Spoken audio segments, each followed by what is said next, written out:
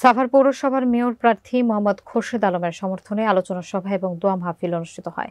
বিস্তারিত দেখুন কাজী দেলোয়ার হোসেনের প্রতিবেদনে।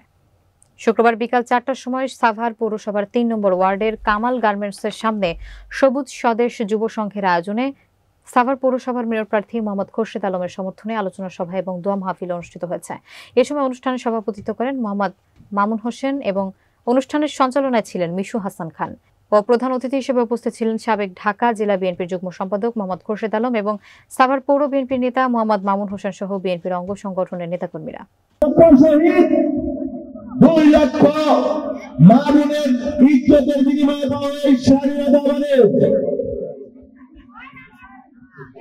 এই 24 জুলাই এবং আগস্টে যে সকল ফ্যাসিস্ট আওয়ামী লীগ সরকারের বিরুদ্ধে আন্দোলন করতে গিয়ে রাজপথে শহীদ হয়েছে, পঙ্গুত্ব বরণ করছেন, শহীদদের মধ্যে সশস্ত্র সালাম এবং পঙ্গুত্ব যারা বরণ করছে তাদের মধ্যে সহানুভূতি জানিয়ে আমরা বক্তব্য শুরু করছি। ভাইরা, দীর্ঘদিন এই আওয়ামী লীগ ফ্যাসিস্ট সরকার এই বাংলাদেশে ছিল। আমি নিজে আপনাদের কাউন্সিলর ছিলাম।